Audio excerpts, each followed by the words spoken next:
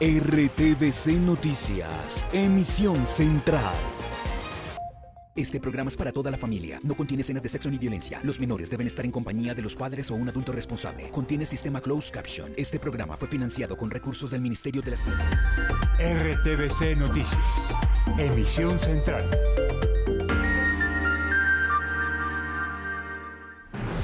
Ministro de Defensa dice que alias Antonio de las disidencias de las FARC es el autor del carro bomba en Saravena y que lo planeó desde Venezuela. El explosivo fue activado en una de las vías principales del municipio. El saldo, 1 muerto y 20 heridos. Les explicamos qué ocurre en Arauca en medio de la guerra entre disidencias y el ELN. Alias Pablito y Antonio se disputan el control. En pleno Consejo de Seguridad de la ONU, Rusia dijo que no es satisfactorio que no haya proceso de negociación entre el gobierno y el ELN. La canciller contestó. El fiscal general reveló nuevos detalles del asesinato de Mauricio Leal y Marlene Hernández. No hay un cómplice ni dineros del narcotráfico en el caso. Informe especial.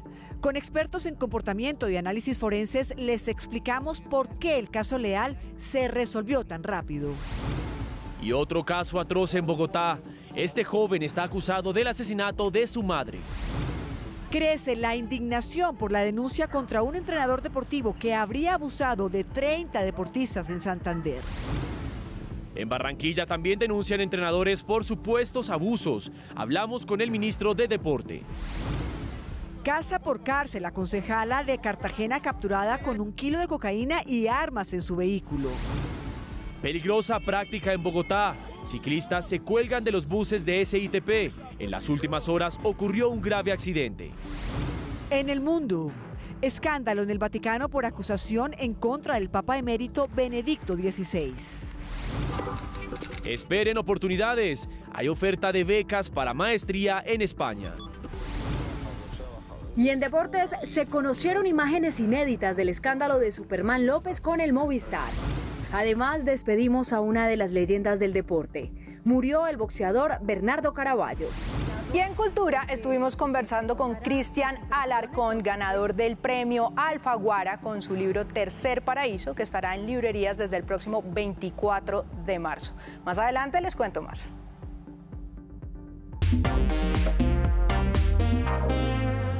Se complica la situación de orden público en Arauca, donde en las últimas horas un carro bomba fue detonado en el municipio de Saravena. El saldo, 1 muerto y 20 heridos. El ministro de Defensa le atribuyó este hecho a alias Antonio de las disidencias de las FARC. Dice Diego Molano que lo planeó desde territorio venezolano. Ofrecen una millonaria recompensa por información sobre su paradero y decretaron toque de queda en 4 municipios del departamento. 10:35 de la noche, una fuerte explosión sacudió el centro de Saravena, Arauca. Un carro bomba detonó en inmediaciones a la Fundación de Derechos Humanos Joel Sierra. Minutos después del estruendo sonaron ráfagas de fusil. Mire, si le damos la vuelta, si le doy la vuelta con la ambulancia por encima. La onda explosiva dejó desquebrajadas paredes y columnas de más de 100 comercios y viviendas del barrio 6 de octubre. En la zona están ubicadas organizaciones como la CUT, el Instituto Colombiano Agropecuario y la Cámara de Comercio. Hemos estado, buscando las formas de autoprotegernos de estas amenazas que son bastante graves. En las calles de Saravena reposan no solo los escombros de las viviendas afectadas, sino también los rastros del carro que convirtió la zona en un campo de guerra, como lo describen sus habitantes. Un lugar que en este momento quedó destruido. El ministro de Defensa, Diego Molano, encabezó un consejo de seguridad en la zona y determinó que el atentado terrorista fue planeado fuera del país. Se conoció que este acto terrorista fue planeado y financiado desde Venezuela por parte de este cabecilla, alias Antonio Medina, en coordinación con alias Arturo y alias Ferley. Asimismo, ofreció recompensa por varios de los responsables de la violencia en la zona. Se dará una recompensa para quien suministre información que lleve a la captura de alias Antonio Medina de las disidencias de la FARC, presunto responsable de este atentado terrorista, hasta por 1.000 millones de pesos. Simeón Delgado, guarda de seguridad del ICA, es la víctima mortal. Otras 20 personas resultaron lesionadas. Como medida de seguridad, desde esta noche rige toque de queda en Arauca, Arauquita, Fortul y Saravena. Ya son varios hechos de violencia en Arauca en las últimas semanas. RTVC Noticias consultó fuentes que revelaron que la zona es epicentro de una cruenta guerra entre dos grupos ilegales, el ELN y las disidencias de las FARC. Por un lado, alias Pablito del ELN, un reconocido cabecilla en la zona con amplio prontuario. Y por otro, alias Antonio de las disidencias, quien tendría el plan de quitarle el poder al ELN. Es decir, control de tráfico de armas y droga en esa zona de la frontera. Arauca, zona de frontera con Venezuela. Por años un terreno fértil para grupos delincuenciales interesados en el tráfico de armas y drogas. Y desde hace décadas, el ELN es quien ha impartido el terror en esa zona de frontera. El Frente Domingo Laín tiene un amplio prontuario de terror y sangre en esta región.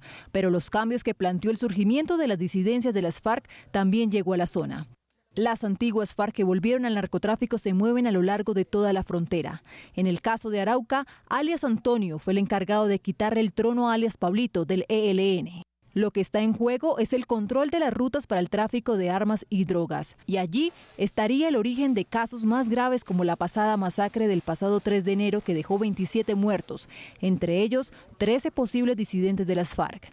Ante esto se conoció el siguiente audio, al parecer en venganza. La idea es volar a los negocios de los manes, de asojuntas, presidentes de juntas, líderes de ellos, toda esa mierda hay que matar. Dicha grabación sería la amenaza previa a la explosión que ocurrió esta madrugada.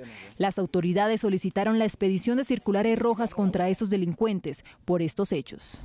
Esta disputa entre el ELN y disidencias en zona de frontera ocurre en medio de un importante contexto internacional. Vean lo que ocurrió hoy en la sesión del Consejo de Seguridad de Naciones Unidas. Rusia cuestionó a Colombia por no negociar con el ELN, según ese gobierno, con las mismas condiciones que se negoció en su momento con las FARC. La canciller contestó. Rusia tomó partido en el escenario de una posible negociación entre el gobierno colombiano y el ELN. Para el representante de este país ante Naciones Unidas, Dmitry Polyansky, no es satisfactorio que no haya un proceso en firme. Vamos a seguir insistiendo en que la paz genuina en el país no podrá garantizarse si no participan todas las fuerzas principales.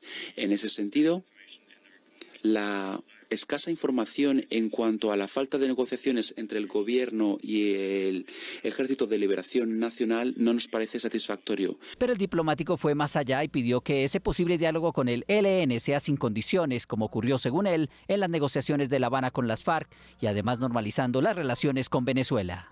Recordamos que lograr la paz sostenible en Colombia también podría haberse facilitado gracias a la normalización de las relaciones con Venezuela, país vecino. El gobierno nacional respondió a través de la vicepresidenta y canciller Marta Lucía Ramírez, quien lo hizo en su cuenta de Twitter. Agradecemos apoyo Gobierno Rusia en Consejo de Seguridad ONU y compartimos objetivo de lograr una paz genuina. Discrepamos amablemente de su afirmación de iniciar negociación con ELN, con mismas bases de FARC. El no compromiso en acabar el narcotráfico ha reeditado episodios de violencia. Las declaraciones del alto funcionario ruso fueron en el Pleno del Consejo de Seguridad de las Naciones Unidas en Nueva York.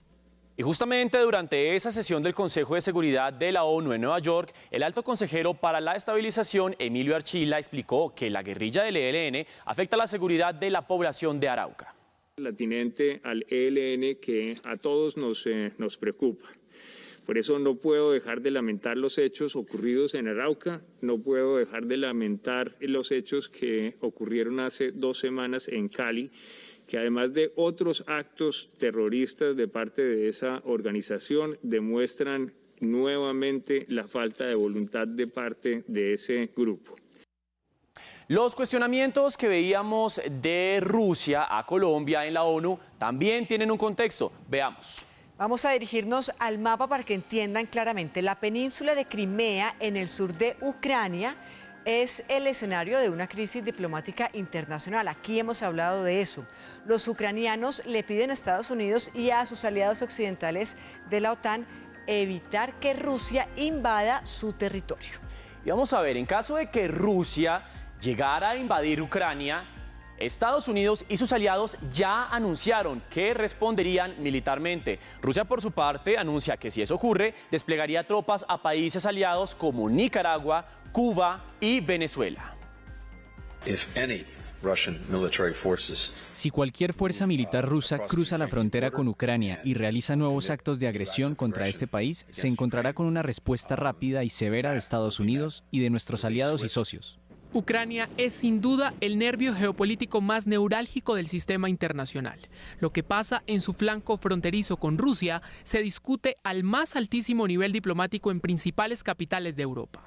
Más de 150.000 soldados rusos desplegados allí, incluso captados satelitalmente, son para Washington, la OTAN y la Unión Europea la clara intención del gobierno Putin de invadir territorio ucraniano. El cruce de al menos un militar del Kremlin es capaz de activar desde sanciones sin precedentes hasta fricciones de escala transatlántica, pues Moscú dice no descartar actividades técnico-militares en Cuba, Venezuela y Nicaragua para disuadir a Estados Unidos. Las tensiones entre Ucrania y Rusia están activas desde 2014, cuando Kiev derrocó a su presidente prorruso y el ejército de Moscú cruzó a Crimea para anexionar ese territorio ucraniano, episodio que Occidente está dispuesto a que no se repita. Y crece el escándalo por supuestos abusos sexuales a deportistas en Santander. 3 denuncias formales, pero se teme que sean al menos 30 víctimas. Lo preocupante es que ahora las denuncias también son de la Liga de Voleibol.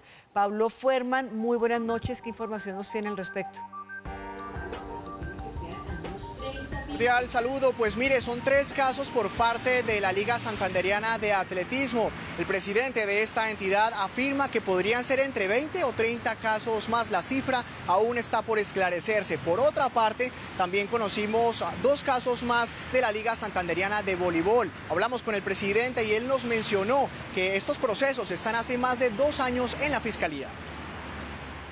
Los supuestos acosos sexuales a deportistas menores de edad fueron denunciados por el presidente de la Liga Santanderiana de Voleibol en 2020. Nosotros tenemos 2 denuncias activas, una del 2018, un entrenador de la Liga Santanderiana de Voleibol infantil que presuntamente tuvo alguna relación con una niña. El supuesto acosador afirmó que no ha cometido el delito. Que hay presunción de yo tener conversaciones obscenas con una deportista. Y ya, no es ningún acoso ni nada. Listo, entonces primero aclarar eso. Segundo, la deportista es actualmente mi novia. Este hombre de 26 años trabajó como entrenador en la Escuela Normal Superior de Bucaramanga.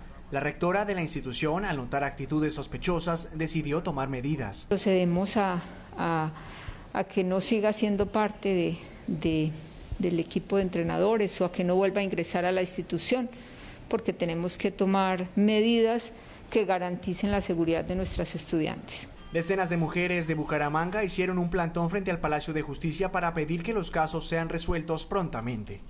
Y en Barranquilla, defensores de derechos humanos pidieron agilizar los procesos por supuestos casos de abuso y acoso sexual a deportistas. Hay 18 denuncias desde el 2018. Vamos inmediatamente con María José Martínez. María José, cuéntenos más, por favor. Buenas noches.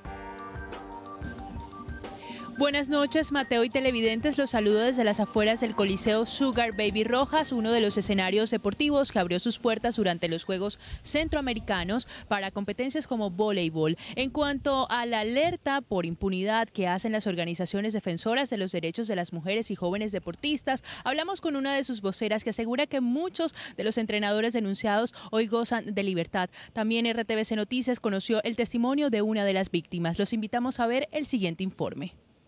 Paralizados se encuentran los casos contra entrenadores de ligas deportivas del Atlántico señalados de acoso y abuso sexual contra menores de edad.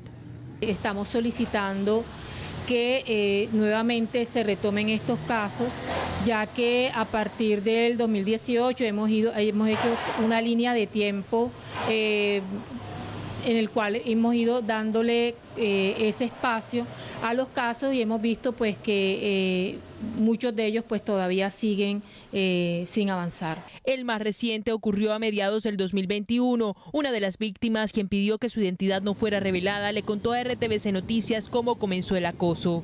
Y luego yo entré a la ducha y hubo un momento en que él se metió y me agarró fuertemente y fue horrible, yo quedé en shock. Según las organizaciones defensoras de derechos de mujeres y jóvenes deportistas, víctimas de estos delitos en el Atlántico, son 18 las denuncias hechas hasta el momento. Yo soy la mamá de una niña que fue abusada sexualmente por 2 profesores. Mi hija tenía alrededor de 12 años y yo creo que esta es una de las cosas cruel que le pueden pasar a alguien. A finales de diciembre de 2021 fue realizada una mesa de trabajo para exponer los casos frente a representantes de la Contraloría, Fiscalía y Defensoría, quienes se comprometieron a acelerar las investigaciones. En diálogo con RTVC Noticias, el ministro del Deporte, Guillermo Herrera, pidió a los deportistas del país levantar la voz frente a casos de abuso sexual. Desde el Ministerio del Deporte ya se están dando 2 líneas de acompañamiento a las víctimas en el caso que dio a conocer el presidente de la Liga de Atletismo de Bucaramanga. Estamos activando el acompañamiento psicosocial que nos permite articular con las autoridades del municipio de Bucaramanga, con las instituciones prestadoras de salud, con el ICBF, por ejemplo, el acompañamiento a estas niñas que fueron víctimas. Sin embargo, hay una cifra que preocupa dentro del Mindeporte por casos de abuso, violencia sexual y discriminación.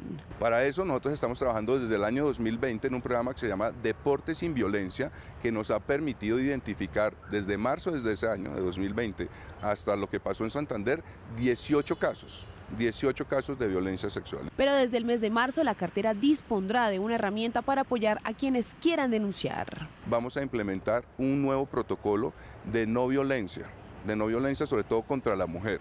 Para eso vamos a generar espacios para la denuncia anónima con una línea 18000, pero además vamos a hacer presencia permanente en 14 ciudades de Colombia. El ministro Herrera invitó a todos los deportistas, entrenadores o dirigentes que conozcan de cualquier situación de este tipo a no callar para evitar que se sigan presentando estos casos en el deporte colombiano.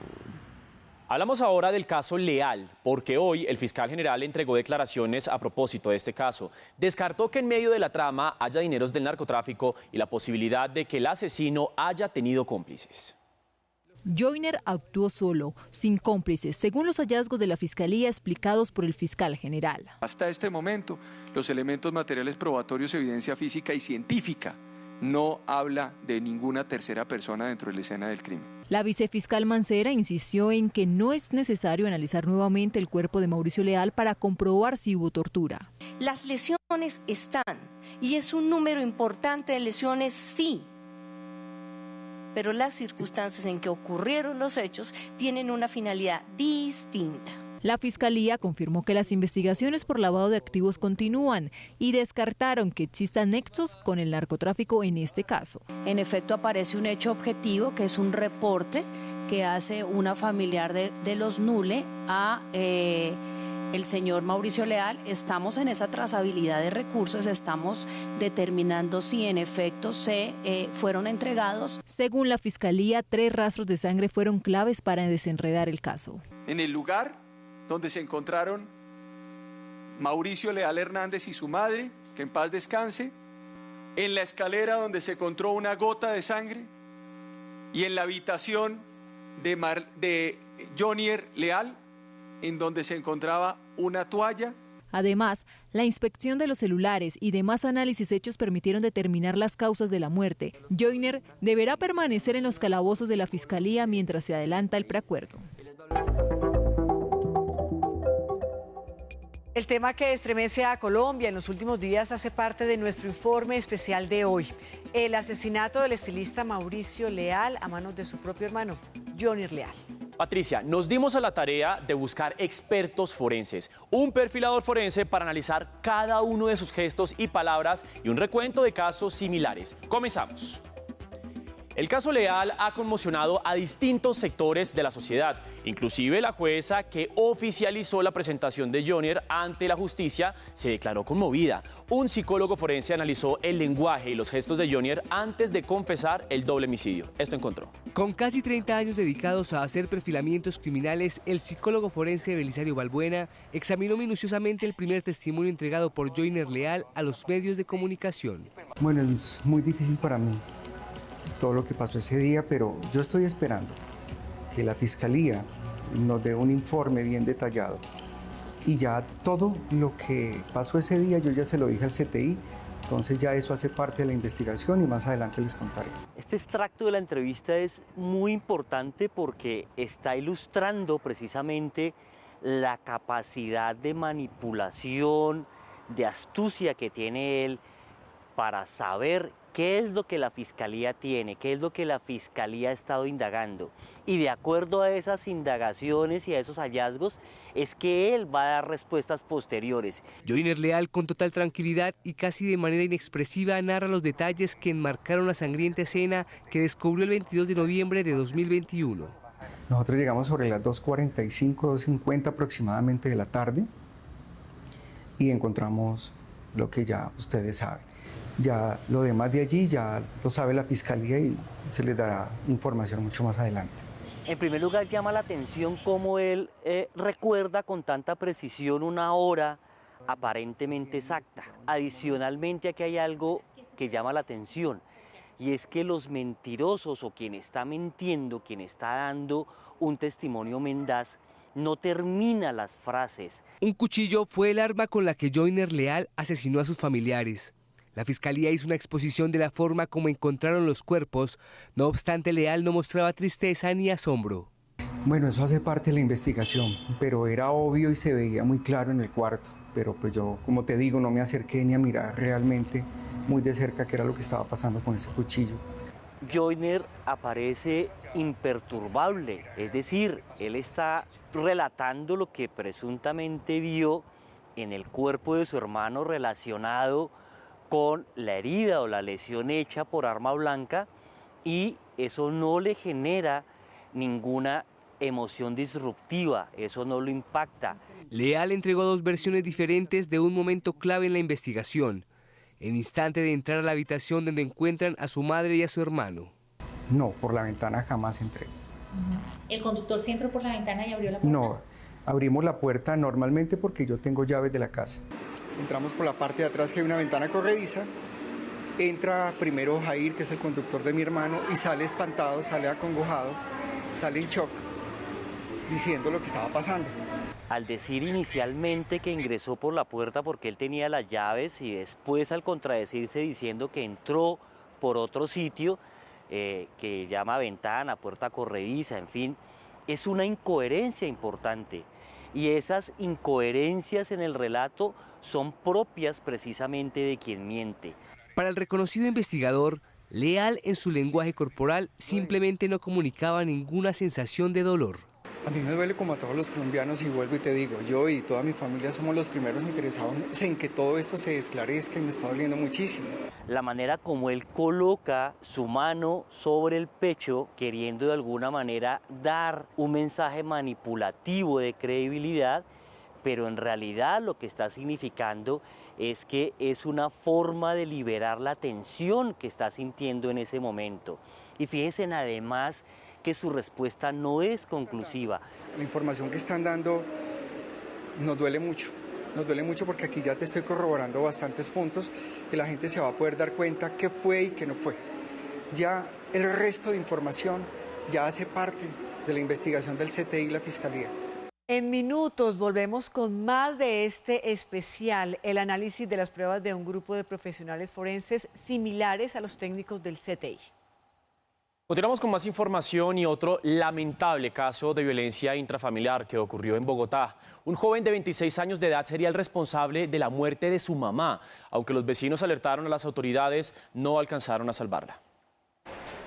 Eran las 8:30 de la noche del miércoles 19 de enero, cuando los gritos de una mujer de 58 años alertaron a los vecinos del barrio Los Naranjos en la localidad Poza, en el sur de Bogotá. Me asomo a la cocina, la veo ahí tendida, con la cabeza aplastada y ensangrentada, y el perro también con la cabeza aplastada y ensangrentada la cabeza. Yo salí corriendo para el CAI. Y aunque alertaron a las autoridades y pidieron asistencia médica, era demasiado tarde. La víctima había fallecido por la agresión, al parecer, de su hijo. Nunca tuvo problemas con los vecinos, algo siempre quietos, nunca se supo una pelea entre ellos, pero sí se veía que no tenían buena convivencia, ya que cuando salían, uno era por un lado y el otro por el otro lado, nunca se veían juntos. Según las autoridades, el joven intentó escapar, pero fue localizado en Soacha. La persona ha sido capturada, está siendo judicializada y puesta a disposición de la autoridad competente. El joven tendría que responder por homicidio agravado. En el barrio La Victoria, también en el sur de Bogotá, hay preocupación entre los vecinos por maniobras peligrosas de los jóvenes ciclistas. En las últimas horas ocurrió un grave accidente. Sin ningún temor por la muerte, jóvenes ciclistas arriesgan sus vidas con este tipo de maniobras. En el hecho más reciente, este joven que decidió colgarse de un bus del SITP cayó al otro lado de la vía, con la mala fortuna de ser arrollado por otro bus. Mediaciones al portal 20 de julio, varios jóvenes están realizando prácticas que ponen en riesgo su vida al colgarse en los buses. Sí, casi al diario, suben por esta calle a las 40 y voltean hacia la avenida. Según los habitantes de este sector, en este punto de la antigua vía al llano, a diario se registran entre 2 y 3 accidentes por este tipo de maniobras. La mayoría de los lesionados resultan ser menores de edad. Los conductores aseguran que incluso han sido agredidos por los ciclistas. Es ahí donde hacemos un llamado a estos jóvenes, a sus padres de familia y a las autoridades para poner en cintura esta práctica que es bastante peligrosa. Cada semana son decenas los jóvenes que resultan lesionados por este tipo de prácticas en la vía. La concejal de Cartagena, Gloria Estrada, tendrá casa por cárcel. Su esposo, quien recordemos la acompañaba el día en que fue detenida con 1 kilo de cocaína y cerca de 8 millones de pesos en efectivo, fue enviado a la cárcel. El juez 18 penal municipal Rubén Galarza afirmó que la concejala no sería un riesgo de obstrucción a su proceso penal y por eso le dictó detención domiciliaria. Debemos señalar que adicionalmente, como una medida para garantizar en mayor grado lo que consideramos que es necesario, se hace necesario la comparecencia de las personas a las que se le impuso la medida de aseguramiento de detención preventiva en el lugar de residencia, acompañarlas de unas no privativas como serían la obligación. Su compañero sentimental Martín Barrero estará en una cárcel mientras es adelantado el proceso. Enfrenta los delitos de porte ilegal de arma de fuego y fabricación y porte de drogas. Materialice las medidas de aseguramiento decretadas en esta providencia por parte de esta judicatura y previa suscripción de acta de compromiso por parte de quienes se les ha concedido la medida de aseguramiento de detención en su lugar de residencia, que se materialice también igualmente la misma. El fiscal del caso afirmó que los detenidos podrían estar al servicio de bandas criminales.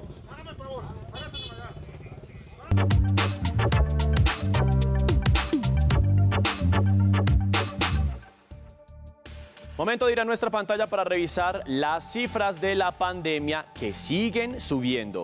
Hoy la cifra de casos nuevos vuelve a estar por encima de los 30.000, con 30.506 casos. También hay que decir que aumentó el número de personas fallecidas por el virus. Hoy son 190 las víctimas y entre ellas se encuentra una mujer de apenas 28 años de edad. El total de casos activos para hoy en nuestro país es de 150.785. Vamos ahora a revisar cómo va la vacunación a nivel nacional. Pues en Colombia ya han sido aplicadas 68.880.919 dosis contra el COVID-19. Por otra parte, ya son 30.252.538 las personas que tienen su esquema completo de vacunación y han sido suministradas ya 4.753.812 dosis de refuerzo. La similitud entre los síntomas de COVID-19 por la variante Omicron y el resfriado común genera confusión entre las personas a la hora de identificar su cuadro clínico. La única forma de descartar que tienes una infección por COVID es hacer la prueba. Mientras tanto, es un tema en específico y creo que es más bien un tema subjetivo. Estamos en un pico también gripal, por lo menos en Bogotá hay un pico de infecciones respiratorias importantes. Con las limitaciones de acceso a las pruebas, expertos en salud recomiendan hidratación, aislamiento y uso permanente del tapabocas, aún en las casas, para evitar contagios. Utilizar antibióticos para una infección viral no tiene ninguna indicación. Los corticoides solo se pueden utilizar por orden médica, básicamente. Entonces, hidratación, antigripales, vitamina C. Si usted presenta baja saturación de oxígeno, dificultad respiratoria y fiebre alta, debe dirigirse a urgencias. Si los síntomas son leves, permanezca aislado durante 7 días. El próximo 4 de febrero en Río Negro, Antioquia, se inaugurará la primera planta de producción de vacunas contra el COVID-19 y otras enfermedades en Colombia. Y hay otro proyecto que no puedo anticipar, pero que ya está muy avanzado. En los próximos meses seguramente se hará público también de una segunda planta de producción de vacunas en Colombia. La vicepresidenta y canciller Marta Lucía Ramírez anunció que dio positivo para COVID-19 y dijo que presenta síntomas leves. Es el segundo contagio de la funcionaria. A través de su cuenta en Twitter sostuvo que sigue adelantando su agenda de trabajo. Hoy participó de manera virtual en el Consejo de Seguridad de las Naciones Unidas en Nueva York. Y más noticias de la jornada porque 8 días tardará el operativo para tratar de limpiar los 20.000 galones de combustible que cayeron al río Putumayo. Más información con los periodistas de la Radio Nacional de Colombia. En el sur de La Guajira se registró este jueves un atentado contra el Grupo de Caballería Mecanizado número 2 Juan José Rondón del Ejército Nacional. 3 artefactos explosivos fueron lanzados contra este fuerte militar, dejando afectaciones materiales menores. Las autoridades le atribuyen este ataque al ELN. La Procuraduría General de la Nación le solicitó al alcalde de Sincelejo, Andrés Gómez Martínez, suspender definitivamente las fiestas en Corralejas por no cumplir con las medidas mínimas de seguridad. John Harold Ordóñez, defensor regional del pueblo en Putumayo, hizo un llamado para que se atienda la emergencia de orden público que ya deja más de 35 familias desplazadas, muertes y reclutamiento forzado de niños y adolescentes en el municipio de Leguízamo. En Antioquia, las autoridades reportaron en horas de la madrugada un ataque contra el ejército en el municipio del Bagre, donde fallecieron 2 militares y uno más resultó herido, quien tuvo que ser trasladado en helicóptero al hospital del municipio de Caucasia y se recupera satisfactoriamente. Hablamos ahora de información de las campañas electorales en RTVC Noticias, inscripciones oficiales y la correría en las regiones entre las actividades de hoy. Enrique Peñalosa recibió el aval del partido de la U para aspirar a la presidencia. Dale prioridad a los sectores más necesitados y vamos a dar batallas para construir la igualdad. Gustavo Petro inscribió su aspiración presidencial de manera formal ante la registraduría. No veo por qué no. Si pactamos la Constitución del 91, no podamos pactar hoy que se aplique la Constitución del 91. Francia Márquez formalizó también su aspiración presidencial ante el organismo electoral tras aval del Polo Democrático. Articulamos este camino, esta apuesta política. Agradezco enormemente a todo el pueblo por este aval. Espero llevar sus banderas con honestidad, con transparencia. Alejandro Gaviria recorrió el centro de Santa Marta, aseguró que liderará propuestas de inversión social para el Magdalena. La mitad de la población no está en el mercado laboral, eso es preocupante. Los índices de calidad de la educación en el departamento del Magdalena están muy por debajo de los del país. Juan Manuel Galán, desde Buenaventura, habló de lucha contra la criminalidad e inversión social. El 80% de los habitantes de Buenaventura en la pobreza, sin servicios dignos de salud, de agua potable, de lo básico. Oscar Iván Zuluaga, a través de una carta, respondió a Federico Gutiérrez y David Barguil y rechazó la posibilidad de integrar la Coalición Colombia. Seguiré mi candidatura presidencial con la alianza que más les sirve a los colombianos, escucharlos en la calle para poderse conectar con sus problemas.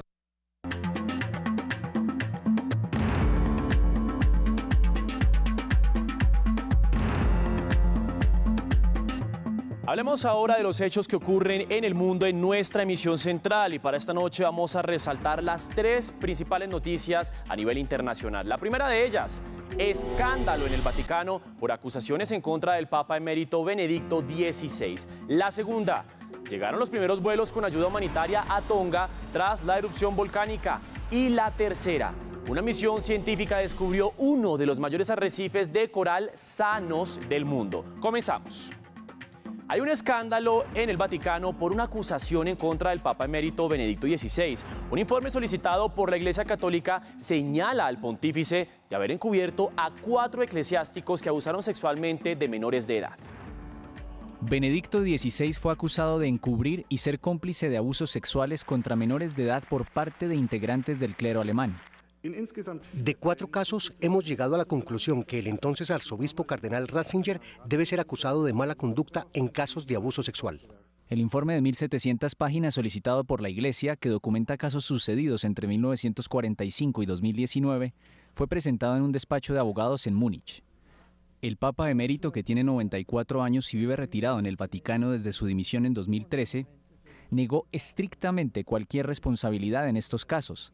Además, manifestó su conmoción y vergüenza y aseguró que ora a diario por las víctimas de abuso sexual. La Santa Sede hizo saber que todavía no conoce el contenido del informe, pero reiteró su vergüenza y remordimiento por los abusos sexuales contra menores de edad en la Iglesia. Esta investigación marca un nuevo capítulo en el esclarecimiento de los actos de pedofilia que afectan a la Iglesia Católica en todo el mundo. Y las autoridades de Estados Unidos inculparon a un ciudadano haitiano por su supuesta participación en el magnicidio del presidente de este país, Jovenel Moïse, en julio del año pasado.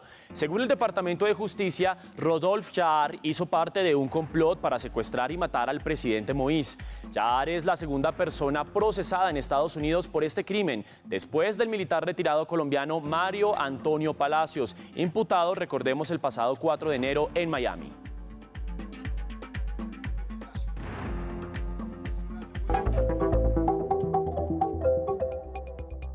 Continuamos con nuestro informe especial. La aplicación de diferentes disciplinas forenses fue necesaria para lograr los resultados que arrojó la investigación del caso Leal y el contundente desenlace. Por obvias razones, no pudimos entrevistar al grupo técnico del CTI que hizo la investigación, así que buscamos un grupo de expertos forenses dedicados a descubrir la verdad.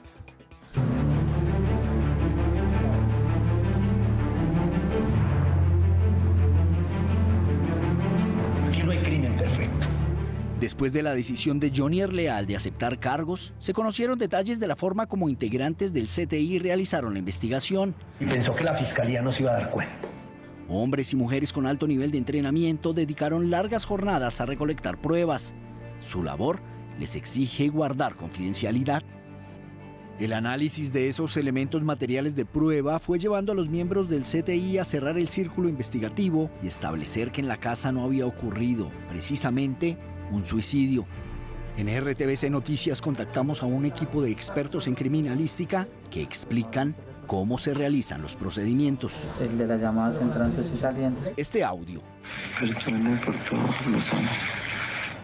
En poder de la Fiscalía, puso a prueba la capacidad investigativa de fonoaudiólogos forenses que analizaron, con equipos especiales, los sonidos producidos por una voz que no correspondía con la realidad. Cuenta con primero el equipo, porque eso requiere un equipo, la experiencia mediante la cual nos puede establecer si efectivamente los picos de una voz, el timbre de la voz de una persona es o no, corresponde o no a una persona.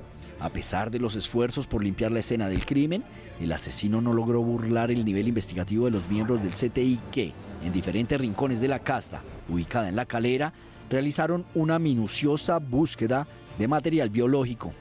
Tengamos entendido que hay muchos patrones de manchas de sangre que probablemente cuando se han lavado, se han limpiado, creemos que no hay evidencia. Se halla en el sifón de la ducha del baño de la habitación de Jonier sustancia que dio positivo para sangre humana, pero no es apta para perfil genético ya que se encuentra degradada. Una gota de sangre ubicada en la escalera que conducía a la parte baja de la residencia le permitió a los expertos en criminalística llegar a una conclusión. Se la lleva o la traslada y se arroja sangre que al realizar el estudio genético pues corresponde a Marleni Hernández Tavares. Y la tecnología y las comunicaciones jugaron un papel fundamental a la hora de reforzar los elementos materia de prueba. Los análisis del tráfico de información permitieron determinar que Jonier había planeado todo. Y esa huella que dejaron los celulares de víctimas y victimario fue seguida por los expertos.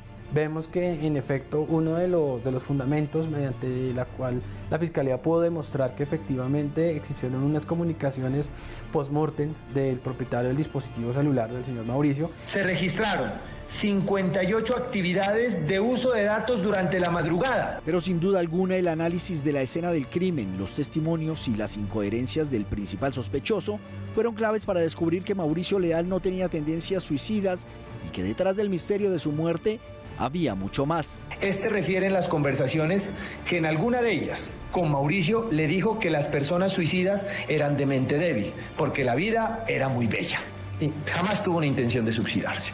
Con todos estos elementos en contra, Jonier Leal, el hermano del niño genio, no tuvo más salida que aceptar los cargos. Mateo y televidentes, la historia judicial del país registra múltiples casos en los que el victimario resulta ser un integrante de la familia. Y como en este caso, lo que llama la atención a los expertos es que generalmente desde el primer momento se hacen ver como víctimas y luego terminan reconociendo sus crímenes. Mi nombre es Ivonne Lozano, soy mamá del bebé Luis Santiago Lozano, secuestrado y asesinado por su propio padre en el año 2008. Un bebé de 11 meses de nacido que según la versión de su mamá fue asesinado por Orlando Pelayo para que su actual pareja no supiera de la existencia del niño. Él mostraba pues angustia, tristeza, como lo hubiera mostrado cualquier padre preocupado, ¿no? Tanto así que ante la opinión pública expresó su preocupación de padre antes de que se supiera de su responsabilidad. Cuando él sale cogido de la mano conmigo y dice que por favor le respeten la vida al niño, que por favor no lo entreguen con bien. Dile pues que lo devuelvan y que estamos sufriendo pues todos, ¿no? No solamente el papá, la mamá, toda la familia, todos estamos sufriendo por él. Días después, las autoridades hallaron el cuerpo del niño envuelto en una bolsa blanca y enterrado en un cerro de Chía, Cundinamarca. Pelayo, su padre, paga una condena de 60 años. Soy Lisa Forero, la hija de Nelson Forero, quien fue asesinado por su propio hijo. Otro aberrante caso de parricidio, esta vez de un padre comerciante en el municipio de Choachí, Cundinamarca, que fue asesinado por su hijo en enero de 2021 con arma blanca. Lo ataca de espaldas y entonces cuando, digamos, en el momento en el que él habla y pues que le cuenta a la policía qué fue lo que pasó, él se escuda en el que papá lo maltrata, lo golpea y que él se defiende y que por eso es que lo mata. Lo cierto es que su papá lo descubrió robando dinero del negocio familiar y ese fue el detonante de una discusión que lo llevó a quitarle la vida a su progenitor. Yo creo que él pensaba que ya matando a mi papá, pues él obviamente ya iba a quedar pues con todo. Él le dijo a ella que él le iba a solucionar ese problema y él en ese momento pues se retira y se va otra vez para el almacén. Obviamente nosotros nunca nos imaginamos que eso iba a ser matar a mi papá. En 7 días será el juicio donde esperan conocer la condena contra Nelson Fabián Forero y piden a la justicia 2 cosas. A nosotros nos preocupa mucho que él salga, o sea, que le den una pena muy corta y que él salga, no sé, en unos 10 años a terminar de matarnos a nosotras.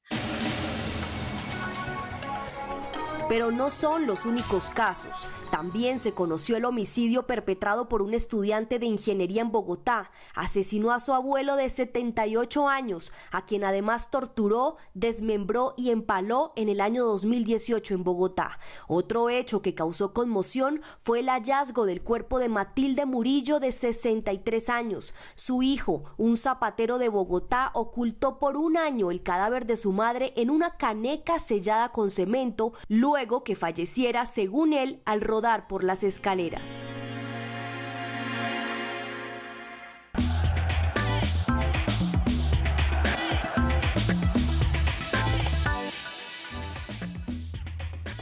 Muy buenas noches, bienvenidos a la información deportiva. Como siempre, qué alegría saludarlos aquí desde la ciudad de Medellín. Pues les cuento que el equipo español de ciclismo Movistar anunció que tendrá la 3ª temporada de la serie documental El Día Menos Pensado, en el que aparecerán declaraciones bastante explosivas y según ellos contarán toda la verdad de la salida del colombiano Superman López del equipo.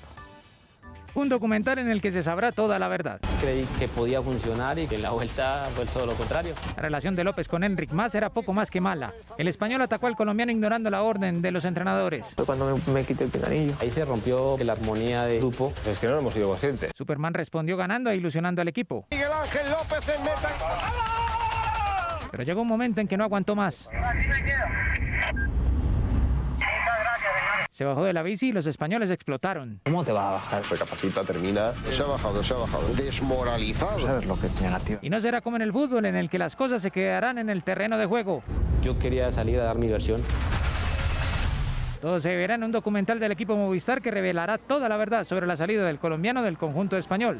Se espera el estreno para el mes de mayo. Bueno, yo me quedo por aquí. Y seguimos ahora con acción porque hoy se tuvieron minutos en la Copa del Rey en España. ¿Y allí qué pasó? Pues el Barcelona terminó eliminado, el Real Madrid sí se clasificó a expensas del Elche de los colombianos Mojica y Eliberton Palacios. Y por otro lado en el Granada marcó doblete Luis Suárez, el colombiano. Aquí el resumen de los goles.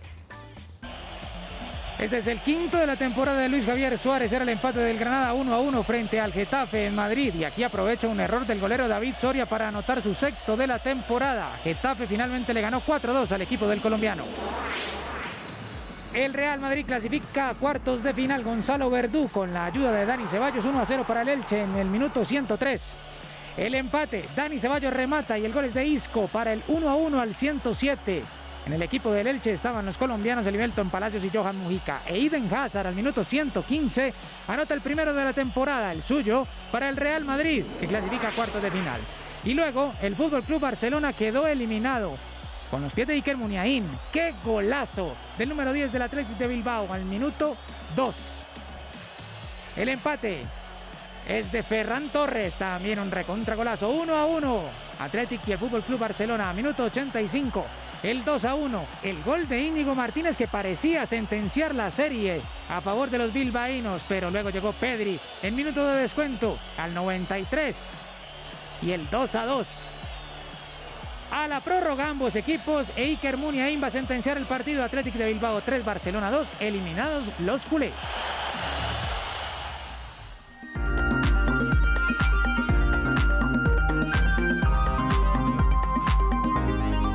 Hoy tengo que confesarles que no he podido despegarme del celular porque resulta que el Museo de Florencia diseñó un bot, o sea, una especie de robot, para que uno pueda chatear con el David de Miguel Ángel, que es esta escultura que seguro todos han visto y tienen por ahí puesta en la memoria, que es precisamente David, el personaje bíblico, desnudo, esculpido en mármol. La historia de esa escultura es bien particular. Resulta que más o menos por allá en 1500 se habían encontrado un mármol de Carrara y medía como 5 metros. Ninguno de los escultores había podido con él, había intentado sacar cosas, pero nada, no salía nada de ahí hasta que lo cogió Miguel Ángel, que era como el niño genio de la época en la escultura. Miguel Ángel vivió entre finales de 1400, principios de 1500 y no le gustaba que lo vieran trabajar, entonces lo que hizo fue construir como unos murales alrededor y después de cierto tiempo esos murales cayeron, así dramáticamente, y apareció el David de Miguel Ángel, que pues más que David parecía Goliat porque era gigantesco. Resulta que a este bot le estaba haciendo preguntas y le estaba preguntando cosas al David de Miguel Ángel, como por ejemplo, si nadie se escandalizó en 1500 de que estuviera desnudo. Y el bot me respondió, vean, les voy a leer, me respondió, para ese entonces la desnudez era una forma de belleza. Y me pone el ejemplo de los romanos, que también tenían la desnudez no como un prejuicio, sino como una virtud. Cuando el cuerpo estaba muy bien moldeado, como el de David de Miguel Ángel, con los músculos muy perfectos, había que exhibirlo porque la filosofía de ese entonces decía que la belleza era una virtud. Pues resulta que también le hice una pregunta que siempre me ha dado curiosidad, y es que el David está completamente desnudo, y si ustedes se fijan con cuidado, no está circuncidado, y se supone que David era judío. También le pregunté y me respondió que en ese entonces se acababa de instaurar la República en Florencia y habían expulsado a los Medici, que era esta familia muy rica con mucho dinero que había sido mecenas precisamente de Miguel Ángel. Entonces Miguel Ángel, de alguna manera, como un voto político, puso al David así para recordarle a la República que debía proteger absolutamente a todos sus ciudadanos. Miguel Ángel tampoco es que fuera el mejor tipo de todos, era muy talentoso, pero era un tipo con un genio atravesadísimo. El papa de esa época dijo, a él no se le puede hablar. Es más, hay una anécdota y dicen que cada que ustedes miran un cuadro de Miguel Ángel, un autorretrato de Miguel Ángel, tiene la nariz chata. Y es porque él fue apadrinado por Lorenzo el Magnífico, ese se volvió su mecenas luego, y él tenía en su palacio, pues en su casa, otro artista que se llamaba Pietro Torrigiano. Y Pietro no era tan bueno como Miguel Ángel. Entonces Miguel Ángel todo el tiempo se burlaba y le decía, oiga, ¿usted no le da pena firmar esos cuadros tan feos? Como que la gente sepa que usted hizo eso tan horrible. Hasta que Torrillamo se puso bravo un día, le dio un puñetazo y le rompió la nariz. Pues bueno, si quieren hacerle más preguntas, si quieren saber más de Miguel Ángel o quieren saber más de El David, ya saben, pueden entrar a la página del Museo de Florencia y chatear con él.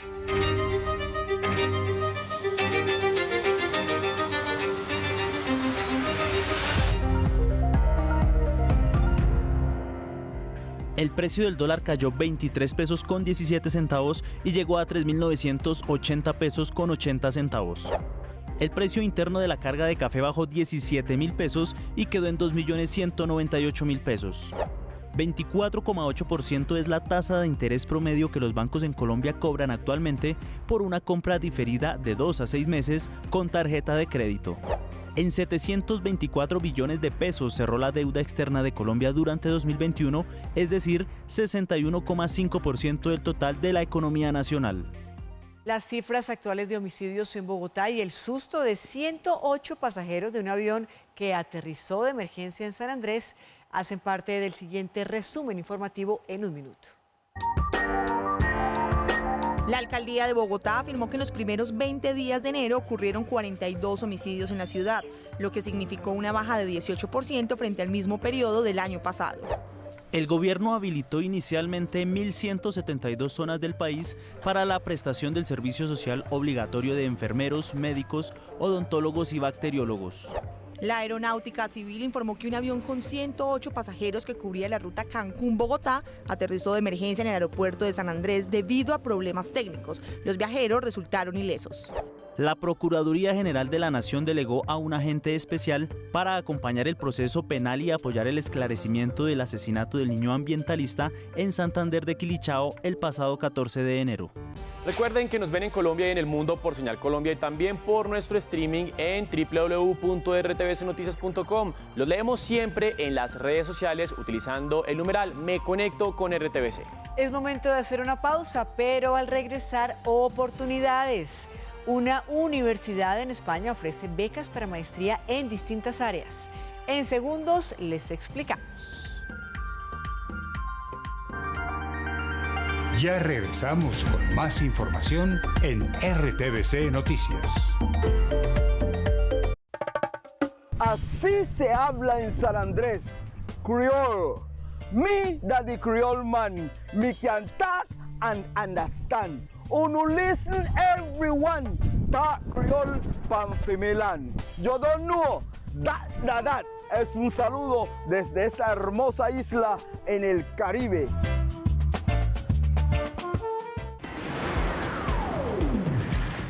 Estás viendo RTVC Noticias, emisión central.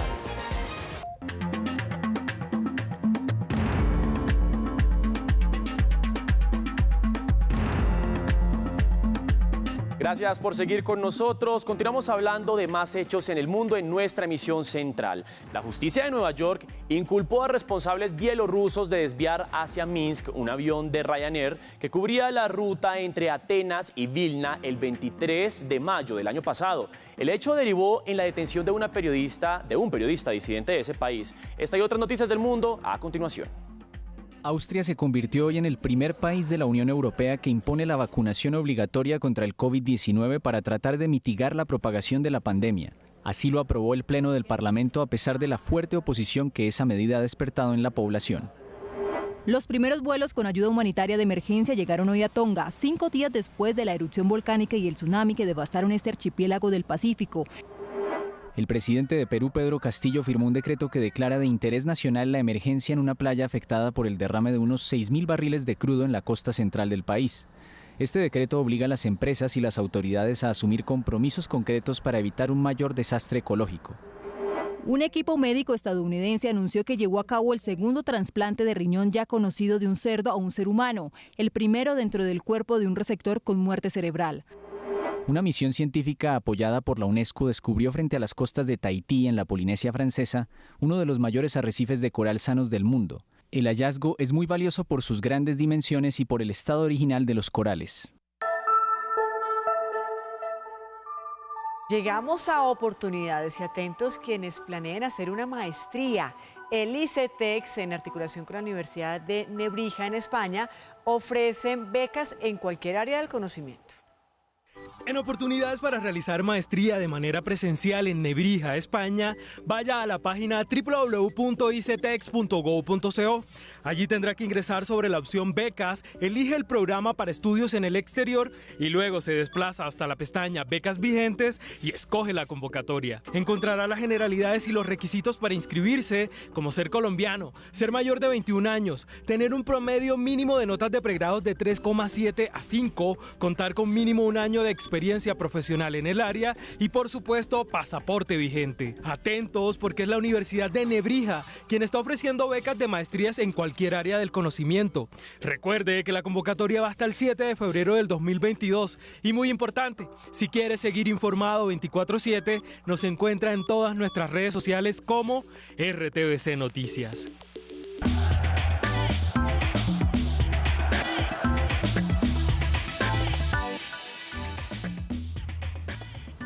Y seguimos con más información deportiva. El boxeo colombiano está de luto por el fallecimiento de Bernardo Caraballo, quienes los expertos denominaban el Mohamed Ali colombiano por todo el show que demostraba en cada uno de sus combates. Con esta noticia nosotros abrimos el resumen deportivo del día de hoy. El mundo del boxeo está de luto. Falleció el expugilista colombiano Bernardo Caraballo en Cartagena, quien tenía dificultades cardíacas desde hacía unos años. En 2020 y 2021 estuvo hospitalizado por un edema pulmonar y una falla cardíaca. El exboxeador siempre será recordado como el primer colombiano en disputar un título mundial en 1964 ante Eder Joffre. Sebastián Montoya anunció que correrá el Campeonato Europeo de la Fórmula Regional con la escudería Prema, en la que está desde 2020. El hijo de Juan Pablo Montoya, a sus 16 años, ha competido en la Fórmula 4 y actualmente se encuentra en la Fórmula Regional Asia, donde estará en las próximas semanas. Está muy competitivo todo, pero honestamente bastante chévere la pista aquí en Yas Marina. Ahora pasamos al fútbol colombiano. Independiente Medellín comunicó que 8 jugadores de la plantilla profesional se perderán el debut del equipo en Liga este domingo ante Deportes Tolima por estar contagiados de COVID-19. Los jugadores son Germán Gutiérrez, Juan Guillermo Arboleda, David Loaiza, Jessis Díaz, Steven Rodríguez, Ever Valencia y Miguel Monsalve.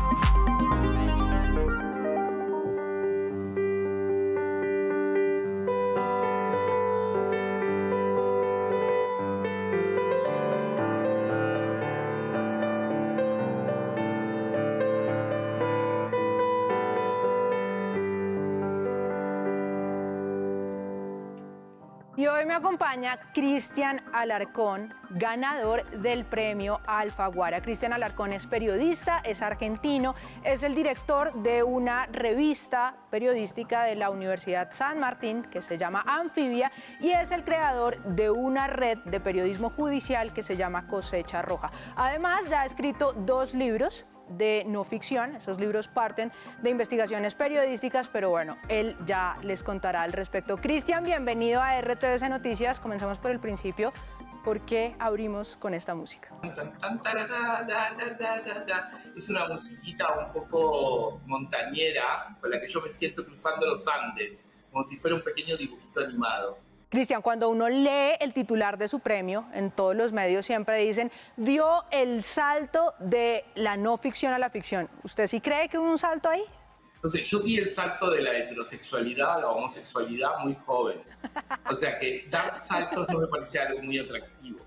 Yo creo que habitamos un proceso interno que nos permite encontrarnos con nosotros, algunos de nosotros, y que en esta pandemia estamos habilitados a dar esos saltos que no son tales, ¿no? Porque siempre son procesos.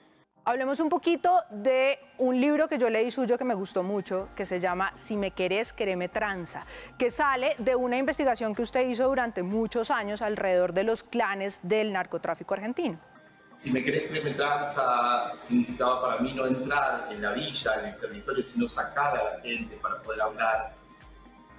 Y luego me di cuenta de que pues, lo que tenía que hacer era elegir un clan específico y introducirme allí, y eso fue lo que hice. Son mujeres las que escuché, las que narré en general. Siempre el mundo femenino me ha atraído de un modo especial. Creo que las violencias siempre han sido narradas de un modo espectacular y han hecho eje en los varones. Y las mujeres que juegan un rol fundamental han sido desplazadas. En las escuelas de periodismo antiguo, siempre le han dicho a uno, mantenga la distancia con la fuente. Y resulta que una de las protagonistas de este libro suyo lo nombró a usted padrino de uno de sus hijos. Yo no soy una persona que regule demasiado sus emociones, pero nunca me interesó ese periodismo, siempre me interesó este otro modo de narrar y de lograr que nuestra audiencia, nuestros lectores y lectoras experimenten de algún modo una otra vida, un otro modo de ser y estar. Nadie se acuerda de las noticias, pero sí la gente se acuerda de las historias. Antes de terminar, tengo que hacerle una pregunta que no me perdonan que no haga, y es, cuéntenos un poco de ese libro que vamos a leer, de Tercer Paraíso, que es el libro con el que usted se ganó el premio Alfaguara. Fui a mis ancestros para pensar el futuro, paradójicamente al pasado más remoto, para reconocerme e ir al encuentro de lo novedoso. Y la novela trasciende mis intereses periodísticos, se desprende absolutamente de mi mandato de cronista y de esa voz narradora que se debía a los otros. Cristian Alarcón, autor del libro Tercer Paraíso, muchísimas gracias por habernos acompañado aquí en RTVC Noticias. Bienvenido siempre. Y con esta charla literaria hemos llegado al final de nuestra misión central para hoy. A ustedes, como siempre, muchísimas gracias por acompañarnos. Somos RTVC Noticias, conectados 24/7. Feliz noche.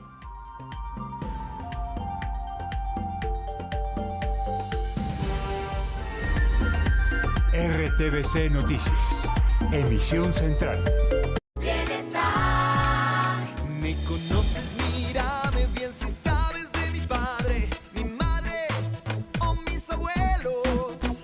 Quiero sentir la alegría. Me conoces, ven por mí. Es tiempo de encontrarnos. Dame todo tu apoyo, muéstrame el camino para ser un campeón. Me conoces, soy yo. Me conoces, ven por mí. Me conoces, mírame bien si sabes de mi padre, mi madre o mis abuelos. Quiero sentir la alegría. Me conoces, ven por mí.